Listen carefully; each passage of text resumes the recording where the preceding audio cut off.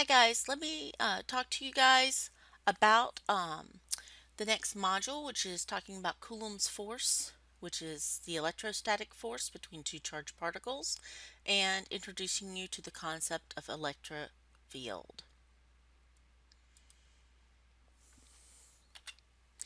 So the electrostatic force, also known as Coulomb's force, is the force of attraction or repulsion between two charged particles. So here we have a positive charge and a negative charge, which we know that opposite charges attract. If these had been like charges, like two positive charges or two negative charges, then they would repel. The Coulomb's force, or the electrostatic force, is given by the symbol Fe. It is equal to a constant K, which is 8.99 times 10 to the 9, times the charge in coulombs of the first charge times the charge in coulombs of the second charge divided by the distance between their centers squared. And I have drawn the force vector as equal and opposite, showing that they're both attracted to each other. So the positive charge is attracted because it's being pulled on by the negative charge, and the negative charge is being pulled on with an equal force by the positive charge. And that force, the magnitude of that force, is represented by this formula, and it's called the Coulomb's force of attraction. So if I double either one of these charges, that force will be twice as big. So both of these arrows would get twice as big. If I double both of the charges, then the arrows would double twice each time, so they'd be 4 times bigger. If I double the distance, though, it's an inverse square relationship. So whatever I do to the distance, the inverse square happens to the force. So the inverse square of doubling the distance would be, well, if I double the distance, the square of that would be 4. And the inverse of that would be 1/4. So the force would be 1/4 as much. If I cut the distance in half, well, the square of that would be 1/4. And the inverse of 1/4 would be 4 times bigger. So the closer these charges are to each other, the stronger the attraction will be. And likewise, if these had been the same type of charge, like if they had both been negative or both been positive, they would have been 4 times more repulsive instead of attractive. One thing that you'll need to be able to do in the discussion board and in your homework is to draw accurate force diagrams and calculate net forces. So I want to just talk a little bit about that. So let's say you have 3 charges that are kind of acting like this. So let's say that you have one charge at the origin of an XY axis and another charge laying over here on the X axis, Q3. The Q2 is at the origin and Q1 is up on the Y axis.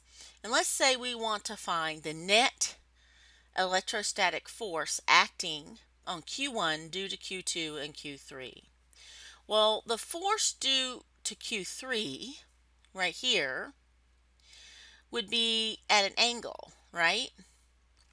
Of course, now you would be given more information. You would know how far apart Q1 and Q3 were. You would know how far apart Q2 and Q3 were. And you would know how far apart Q1 and Q2 were. So you could find some angles here. You would be able to use a little bit of trig to figure out the angle here. That would be very helpful to you, because you're going to need to know what some angles are, because you're going to have to use vectors here.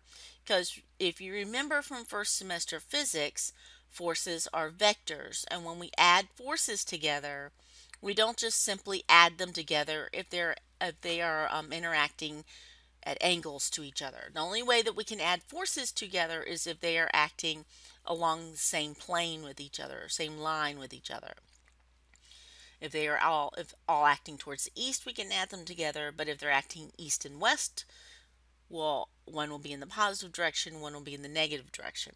But if one is acting to the east and one is acting to the northeast, then we have a problem. We have to resolve them into their components.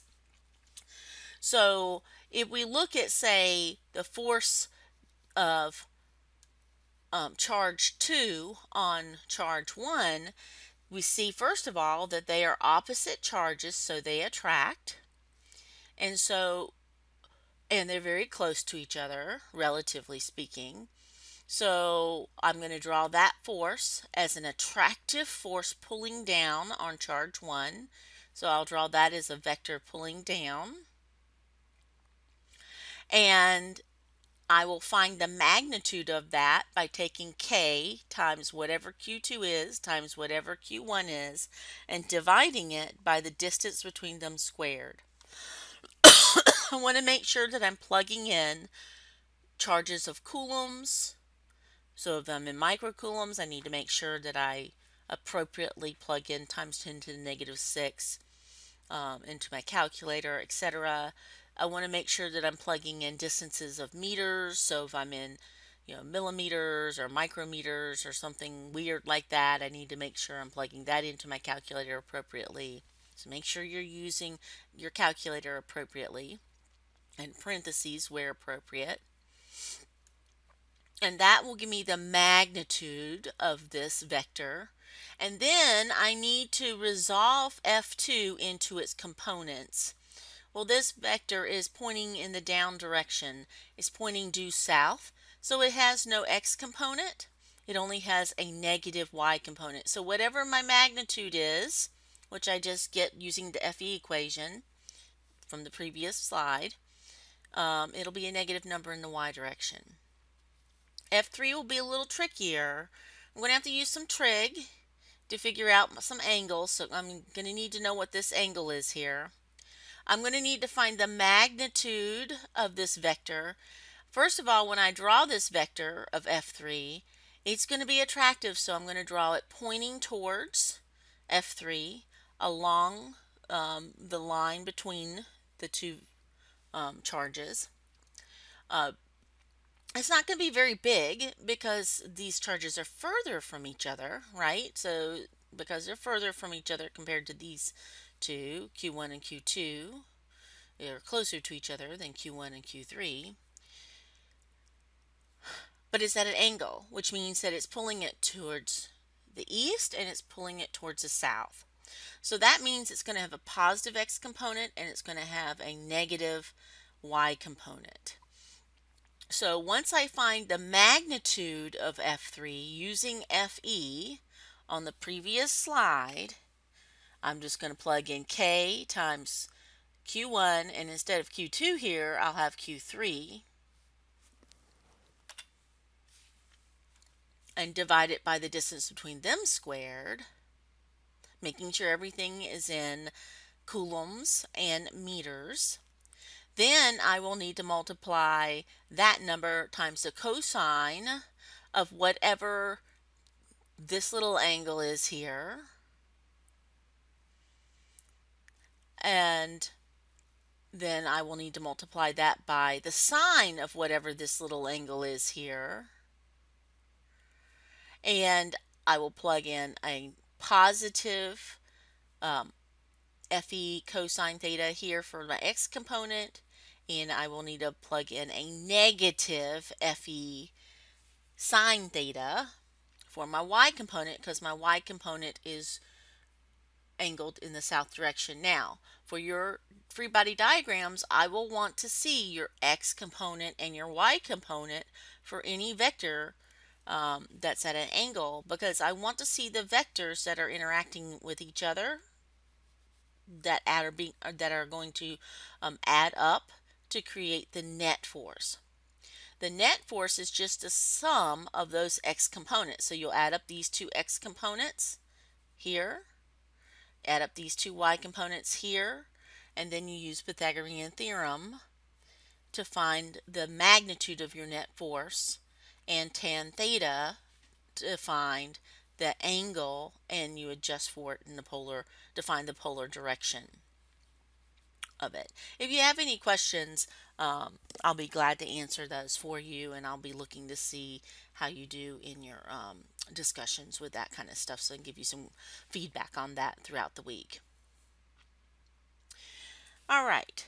The last thing that this chapter talks about is the electric field. So the electric field is a little different than the electric force. The electric field is that imaginary force field around a charged particle. So even though there's no charged particles around a positive charge, there is a force field around it. If I bring any charged particle around this positive charge, those charged particles will feel either repulsed or attracted to it depending on their charge. So if I bring an electron near this positive charge, it will always be attracted to it. And if I bring a positive charge to it, it will always feel repulsed by it. We can represent that field by drawing lines of force called field lines that show what a positive charge will do if it comes near that field. The reason we use a positive charge was because at the time of figuring out this or determining a way to represent it, we didn't really even know that there was such a thing as electrons. Michael Faraday had no idea electrons existed, so that we just thought there was either a, a presence of electricity or not. And so actually Ben Franklin was the first one to talk about positive and negative, and so we considered there being this little positive presence of electricity being there or not, and we called it a positive test charge. And we said, well, if there was this positive test charge, what would happen? Well, it would be repulsed if it came near a positive charge, and no matter where it was in the field, it would always be pushed away. So we said the field could be represented by these lines pushing it away. Likewise, if we brought it near a negative charge, it would always be attracted towards the negative charge. And so we could draw lines of force going towards the negative charge like this. So that means that it's always there. And this is analogous to what's happening to the Earth's gravitational field, right? If you know that if something gets close enough to the Earth, something of mass, it gets captured by the Earth's gravitational field and it will fall towards the Earth.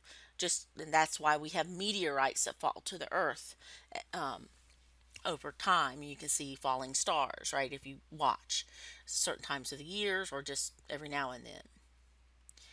The electric field is measured by taking the amount of electric force and dividing it by the charge that gets captured by the field. So imagine that big positive charge and that little test charge. So instead of using Q1 and Q2, imagine that Q1 is a big Q, okay, and Q2 is a little q. And so we're going to use a big Q and a little q instead of Q1 and Q2 just to make that emphasis. So big Q is the charge that is producing the field, and little q is the one that's caught in the field. The force that little q experiences per unit charge is the electric field. So if we plug in our electrostatic force equation, and here this equation is using a D instead of an R. It's just you'll see this in physics. You might go on to another college and you'll see D or S used instead of R. So get used to it. Sometimes we switch our variables around, but a D or R is the same thing for distance. The Q's are going to cancel out. So this can be, you will either see it as Fe divided by Q, or K times big Q all over D squared. So those are two different ways to calculate the electric field. So when do you use what? Well, if you know what the electrostatic force is acting at a point, and you know what the charge is at that point in space, then you can use that. Okay? But if you don't, if all you know is the charge that the field is being produced by, and you know how far away you are from that charge, then you can use this one. So you have two different ways to choose the electrostatic, to figure out the electric field. All right, and this will be measured in newtons per coulomb. So if you have any questions, please email me. You'll need to read your book, and I'm not going to go through a bunch of problems in this video because the videos that I've provided you in the course do that for me. Have a great week.